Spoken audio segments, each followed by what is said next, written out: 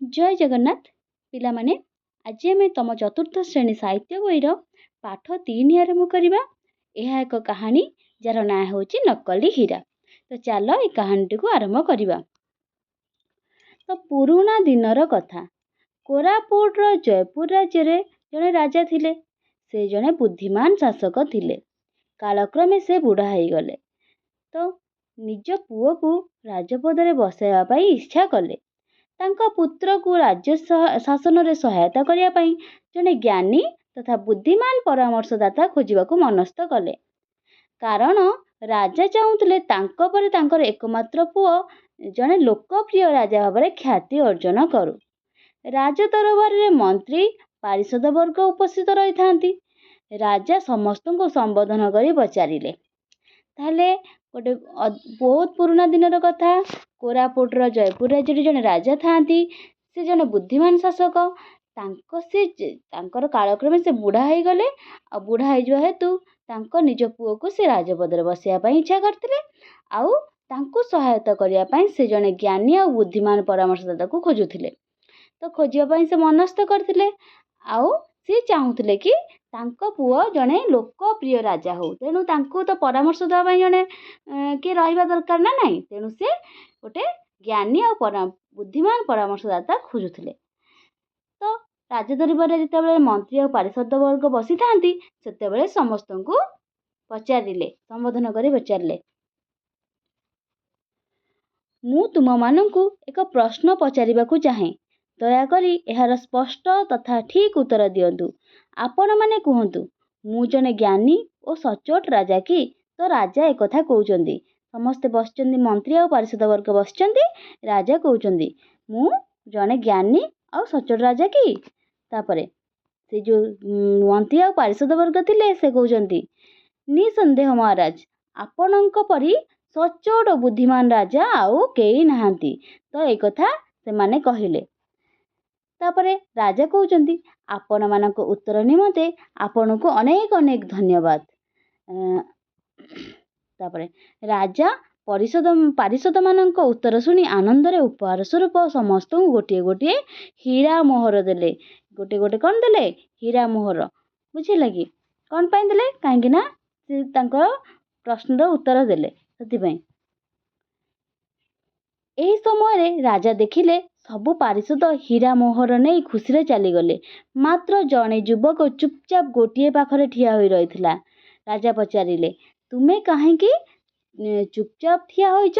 तुमर उत्तर कौन ताहा कहिलो नाही?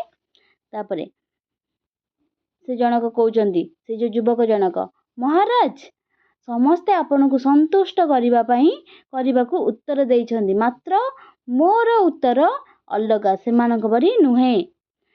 तापरे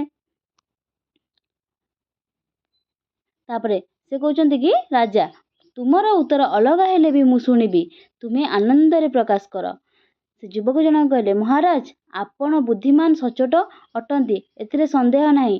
किंतु आपण ठारू अधिक बुद्धिमान और सचोट राजा मध्य अछंती। सेमाने मध्य आपणठू श्रेष्ठ राजा।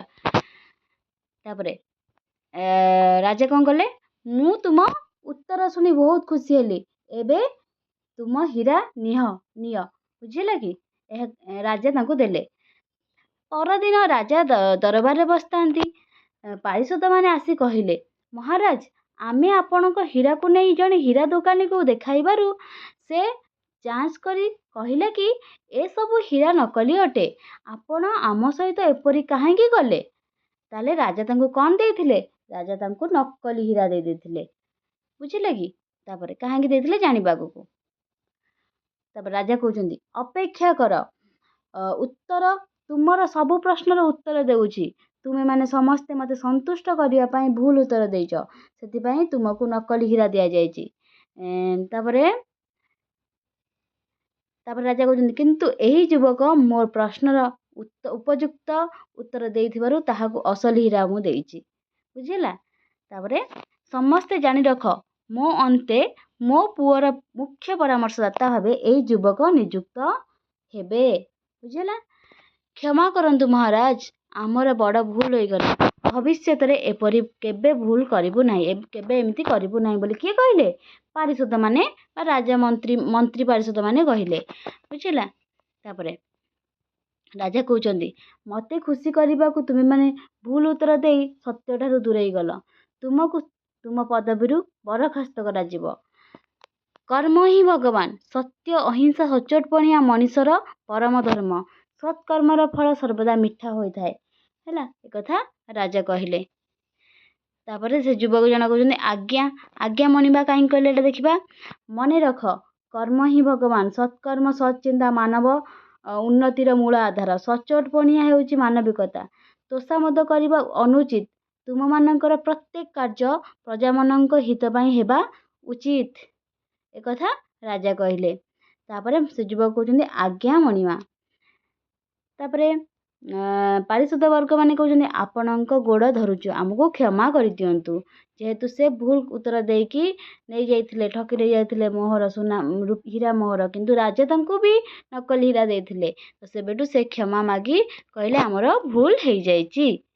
ତ ଏତିକି ଥିଲା ତମମାନଙ୍କ ପାଇଁ ପାଠ 3, ଯେଉଁଟାକି ଚତୁର୍ଥ ଶ୍ରେଣୀର ନକଲି ହୀରା। ତ ଆମେ ନେକ୍ସଟ କ୍ଲାସ୍ରେ କ'ଣ କରିବା, ଆର ପ୍ରଶ୍ନ ଉତ୍ତର ଡିସ୍କସନ୍ କରିବା।